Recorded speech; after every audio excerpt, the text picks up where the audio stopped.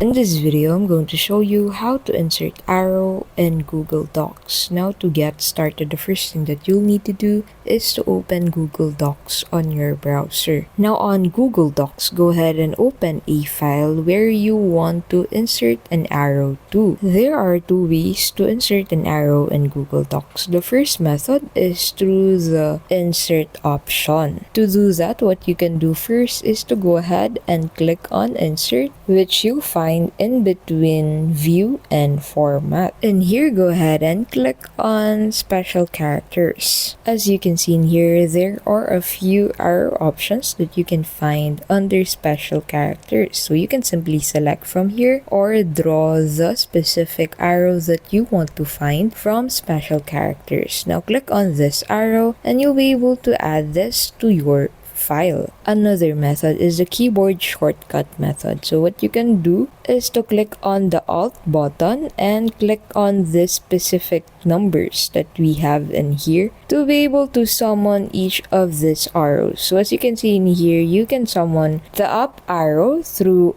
clicking Alt 24, the down arrow through Alt 25, the right arrow through Alt 26, and the left arrow through Alt 27. You can also summon double-sided arrow through Alt 29. You can summon an up arrow through Alt 30 and a down arrow through Alt 31. You can summon the right arrow through Alt 16 and the left arrow through Alt 17. The last arrow that you can summon is the double-sided up-down arrow. And that's how you can simply insert arrow in Google Docs. Thank you so much for watching, and we'll see you in the next video.